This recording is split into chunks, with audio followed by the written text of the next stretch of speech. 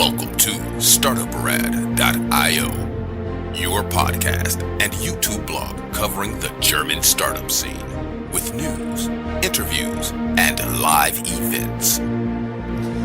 Hello and welcome everybody. This is Joe from Startuprad.io, your startup podcast and YouTube blog from Germany, coming to you again from WeWork here in the center of Frankfurt. I do have kind of a repeating guest here, but first let him introduce himself. Hello, Peter. Welcome. Hello, everyone. I'm Peter. I'm a serial entrepreneur. I've been founding businesses for 7 years now, and I'm very happy to be here today. Thing is, we should tell the people that in the beginning, I was part of a German-only podcast, and we did a remote interview back in the days. At this time, you've been working in consumer products. Yes, that's correct. And from them, we kept in touch. And now you're doing a different venture, right? Yes, I've been doing a lot of ventures since. This is my 12th, and the current one is in deep learning AI. While the first one was in consumer product, consumer brands. And my understanding is your first venture is still running? Yes, all of them are still running. Yes. 12 ventures. How do you keep track of all of them?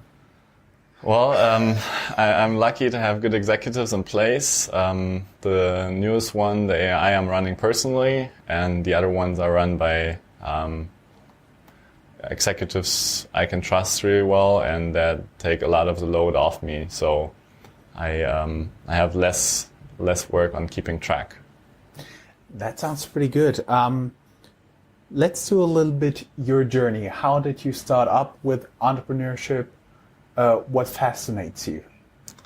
Well, as you can maybe tell by the amount of ventures I've done, entrepreneurship is also my number one hobby. What gets me most excited is starting up in a totally new field of business, finding out the perimeters, finding out what do you need to do to be successful in this area, setting everything up, creating the broader strategy. That's what I thrive for. Mm-hmm. I see. And basically, what I understand from your first venture, you started out selling your products on Amazon, and then you expanded, sell it across Europe, across the United States, right? So you already did a big, almost global expansion already with your first project, right? Yes, correct. I'll guide you through and take a very short overview. So the first one was indeed a consumer product company, a beauty company. We were producing beauty and selling it mostly online, mostly on Amazon. It then grew into pharmacies, and that's the way it's being run still today. And the thing was, after starting it with the first product, that was kind of an innovation. A body aftershave, which was new because there were only aftershaves for the face before that. And we went to the German Shark Tank, and suddenly we had a brand because so many people watched that. And the question was how to expand the product portfolio since there's a brand now. And we chose a very tech-heavy approach. And went through Google data, through Amazon data, and we're looking for new trends and new products to release. So that led us to having a whole pipeline of product releases because we were just following the data. And soon the portfolio grew to 25 products. And then the question was quite obviously, can you apply this to other types of businesses too, to other consumer businesses. So I started a socks brand, a nutritional supplement brand, actually several with different approaches, another beauty line, even a washing gel brand for men. All kinds of other consumer brands. And in the end, there was 7 of them, and they were all following the same principle of looking at data and releasing the products that are on the verge of a trend. And the success rate was pretty high, especially on Amazon, which led one of the biggest retail groups in Europe in drugstores to contact us and say, could you take over this process for us too?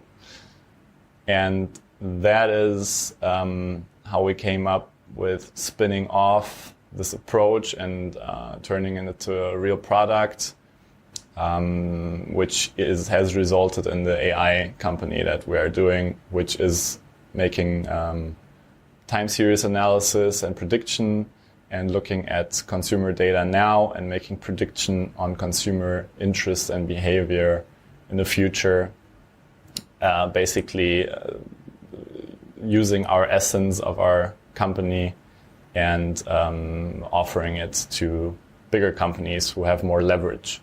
Mm-hmm. Yes. The deal was already in the German startup news, so it's yes. Rossmann. It's yes. one of the largest drugstore chains in Germany. And the company, I do believe, is called Pythia. Pythia. Okay. Pythia AI, like the Greek goddess, who founded the Oracle in Delphi. So you're not only an Oracle, you're the founder of the Oracle. Yes. Well, she was the founder of the Oracle, and I'm the founder of her. Yeah, the naming is not shy. Okay. Yeah, the naming has not. Yeah, I was thinking when we were picking names, I was thinking, wow, this is a ballsy name, I gotta say. Okay. We went for it. But apparently everybody went with it. Yeah. Yeah. So basically what you're doing now is you went from consumer products with several ventures into like deep tech, AI, learning, and we should tell our viewers, our listeners, that you actually do have a technical background. Then it starts to make more sense for them, right? Yes. I've studied aerospatial engineering in Munich at the Technical University. That means he's a rocket scientist. And economy. So I'm doing, but I'm not doing on a deep product level. I'm more creating the broader tech strategy and architecture on a broader level, on a higher level. Mm-hmm. That's my role on a technical perspective in the company. Mm-hmm. My understanding is you've been looking for investor money. Yes, that's correct. Just recently, and for everybody who thinks you look a little bit tired, yes, you are tired, you're jet-lagged. You just opened an office in the Silicon Valley, right? Yes, I just flew in yesterday. We had slight logistical difficulties due to that, but we finally made it here.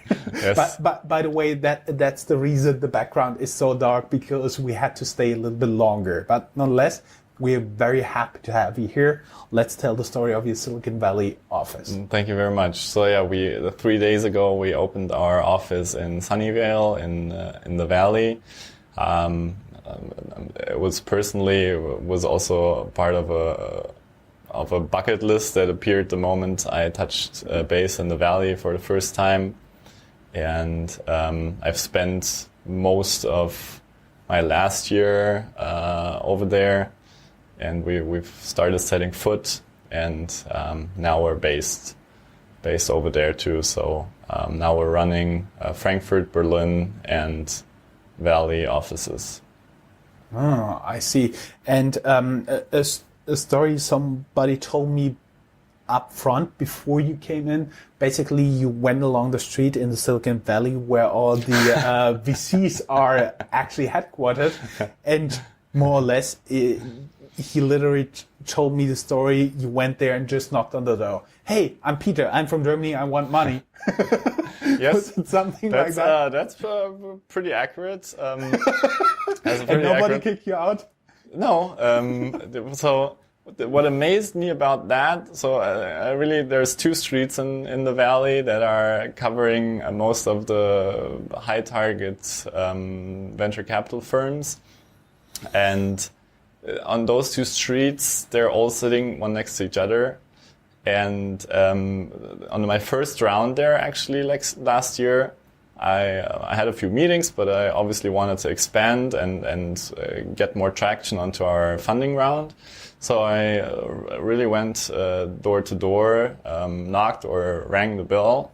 And what amazed me was that even though it's the startup mecca of the world, I would say, a lot of venture capital firms were saying that this was the first time that this happened to them. And that blew my mind. Like, this is the place where everybody is going who wants to aim high in the startup business, in the tech startup business especially. And nobody goes for the best firms possible to get a contact. I do believe it's much more convenient if you sit at home at your desk and you just send out emails and you hate them that they are not replying. But actually, it's way harder to ignore someone when they're physically present, right? Yes, of course, but you gotta hustle. And actually the feedback, of course, some were saying, I don't have time right now, or could you come back another time, or we're just taking the card and we're saying we'll get back to you if there is interest, and we're at like maybe 30 seconds and we're like, okay, bye. But on the other hand, a lot were saying, wow, we respect that, because that's a founder skill that we want to see. You know, you gotta hustle. You gotta hustle. That is pretty good. You're for everybody who's watching this, you're actually right now not closed with your Series A round. You're still looking for investors, right? Yes, we finished our seed round last year with close to $1 million, and now we're looking at a Series A round. Yeah.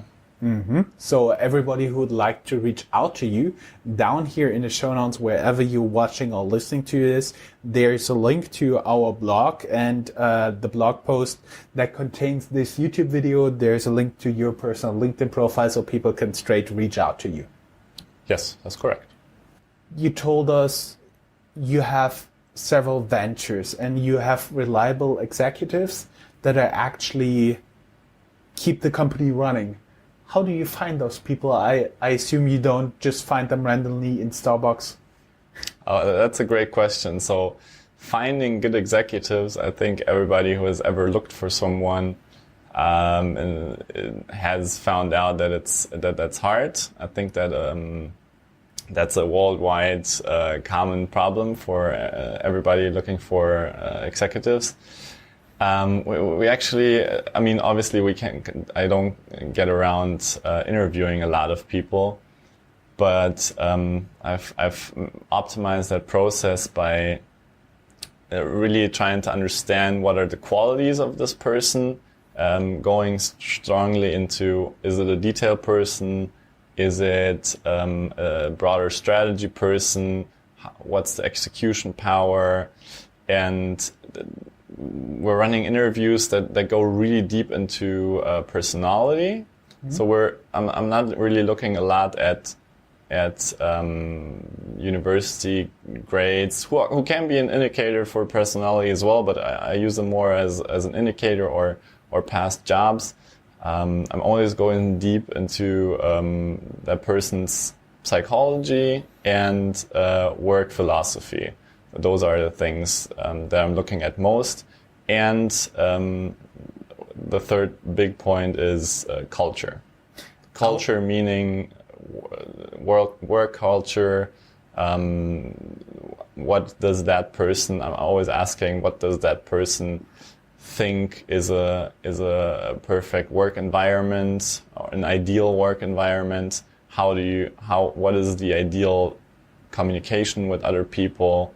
And what I'm looking first and foremost, which I would add as one of the main points, is how much ownership is that person able to carry, and is natively carrying when it comes to problems or successes as well. So I'm always looking for people who take full ownership. That's one of the ideals I'm looking for, and I'm choosing by, is that person able to take full ownership of its doing? That is something, or is that person externalizing outcomes? I would be curious when you talked about like a broad strategy person or a detail person. In the role of an executive, you don't necessarily want to have a person who's just focused on the details.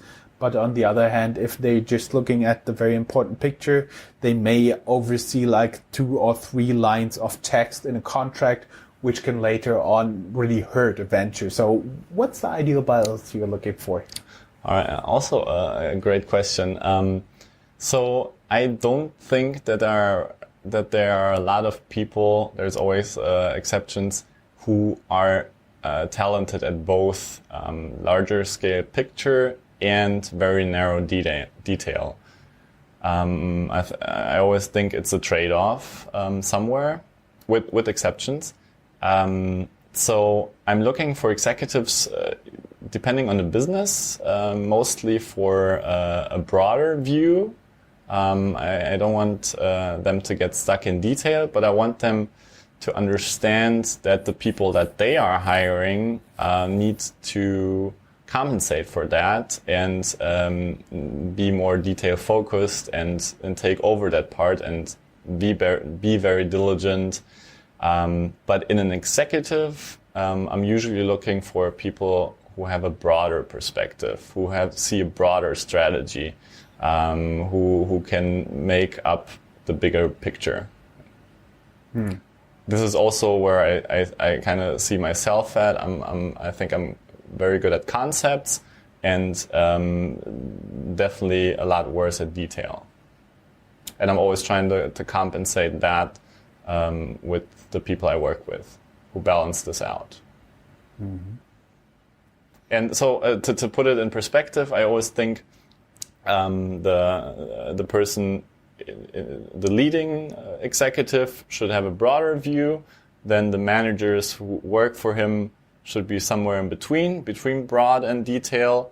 And then the people executing should be more detail focused. So the first gives the bigger picture, the first layer, and then the layers in between transport that picture, that strategy, that vision, transport it into more detail until it gets executed in full detail. That's how I'm picturing it. So like a pyramid. Like a pyramid. Pyramids are very badly connotated in business, but yes, like a pyramid. This is not a pyramid scheme. No. This is not a pyramid scheme, is what every pyramid scheme says. So in order to understand the broader vision that is being created, you need to have a broad vision, right? So that's why I find it important that broad vision, medium, and then come all the parameters in between, medium vision, medium detail, and then detail. Because otherwise you cannot transport that vision into all the details the bigger vision is reflected in each detail. So you need someone to build a broader concept, someone to understand that concept in one area, let's say in marketing, and be able to tell the content creators the details on a more detailed level, and they then need to understand on a detail level the concept and make the very small details fitting to that concept. And the same goes for all areas and managers in between. They need to understand the broader and need to be able to transport and communicate that to their people executing. Mm-hmm. We've been talking before we started that we both do like the books of Ben Horowitz. If you haven't read The Hard Thing About Hard Things, read it. It's awesome. And he tells stories about people who are good in their job in a growing startup, like managing a team of 5 people. But when it gets to 50 people, they are out of the depth. So basically you need to retask them, fire them, or get the boss atop of them. How do you deal with that stuff? First of all, I'm also a big fan of that book. Actually, another Ben Horowitz book is on my top 5 books I would recommend to everyone. It is What You Do Is Who You Are, which really opened my mind on business culture and its importance. A feeling I had before already, but it really clarified it, and it pushed it higher in my view, which is also why I said earlier that another big point that I'm looking for in executives I'm hiring is, do they have a healthy culture, a healthy work culture, and does their culture fit into our company's culture? Something I think you do intuitively, but this really brought it up and really made it more present. Do you kind of also measure that? Because I do believe a lot of startups, a lot of companies out there measure their people by strictly Excel-based approach, KPI achieved, not achieved. Can you kind of evaluate something like this also on a rolling biannual basis? So this is also a great point, a complex point. Looking at result-based evaluation, I do that when it comes to the perspective of time. So I don't evaluate people by how much time they're spending at the office or work in general. On that perspective, I'm only looking at results. When it comes to company culture, though, or the general decision-making process, it's not always the right result that tells you that it was the right decision. So you can have the right decision leading to a wrong result and the wrong decision leading to the right result, which can be a very bad decision that has resulted in a great result. I still look at the decision and the decision-making process and not at the result. Yeah. So to your question, no, I'm not valuing that result-based, more decision-making based. Yeah. Mm-hmm. Yeah, we've been talking a lot about books. What would be your top 5 business books you could strongly recommend? Mm-hmm. And usual disclaimer, they'll be all available down here in the show notes with an affiliate link. So, all right. So the business books or books in general, I don't divide between business and personal life too much in terms of growing. I think if you grow as a person, you grow as a leader and as a business person as well. So I've always experienced my impact on the companies and the growth of the companies, thus being strongly impacted by also my personal development. So that's why the list would be for me Principles by Ray Dalio, one of the strongest books I've ever read. Ray Dalio is one of the founders of Bridgewater Associates, yes. A hedge fund investment company. Yes, correct. Then this year's favorite so far has been The Man Who Solved the Market, the book about Jim Simons and Renaissance Technology, another hedge fund. Mm-hmm. We may say Simons was a professor of mathematics, and they do have a fund that is basically only working with proprietary money of him and his company, and they're still really whacking the market. They're doing really well from what you can tell from the outside. Yes. Then What You Do Is Who You Are by Ben Horowitz, the book on company culture that I've mentioned. The Little Prince is definitely in the top 5. A book that I think at all ages, if you reread it, you find something new in it. What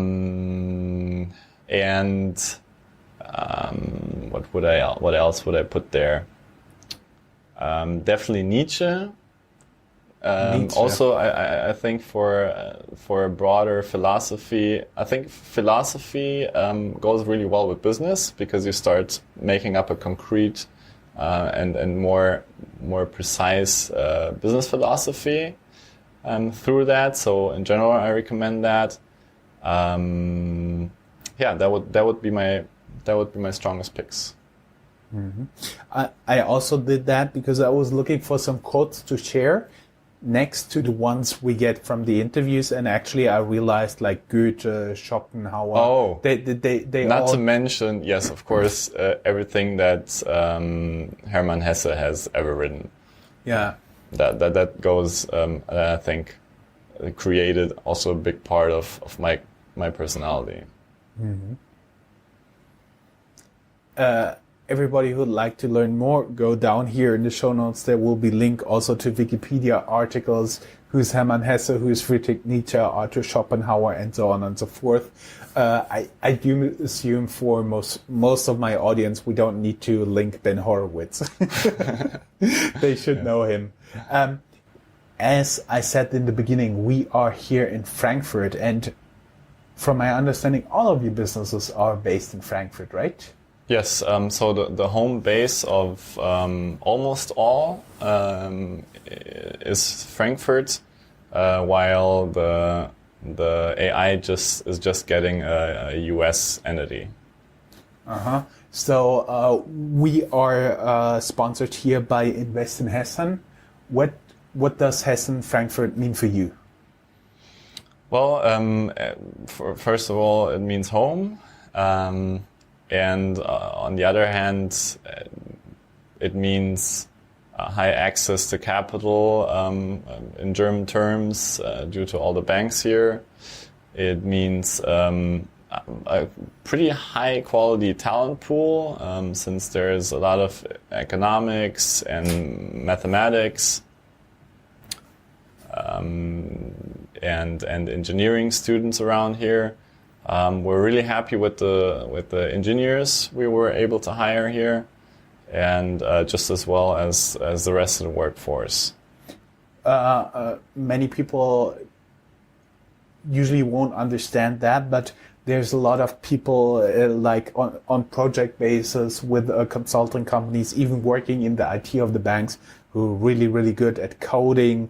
They know their stuff. They can also do AI and all that stuff, and that's the talent pool you're talking about, right? Like all the people internally and externally that help keep running the banks and can do much more than just banks, right? Yes, we're happy with the talent pool, especially since a lot of people are trained by the companies here. And what we also have come to love is the work ethics. So it's a very it's a work-minded city, I would say, and also it's a matter of competitiveness and people take things seriously. So we're happy with the talent pool, and thus only with this talent pool and the team that we were able to put together, we have reached so much. So that speaks for itself, I think. I would say since you arrived here with a bicycle, you also most likely like the proximity of everything here. You can just get around by bicycle, and you can actually do it faster than by Porsche. Depending how you drive, but the logistics are very very good too here. Yeah, especially taking all the flights in the international. And the proximity to the airport, of course. Yeah, and the train connections. You can go by train here, high speed to Vienna, Paris, a lot of Eastern Europe. Like via Paris, you can even go to London via the Eurotunnel and all that stuff. It's actually pretty nice here.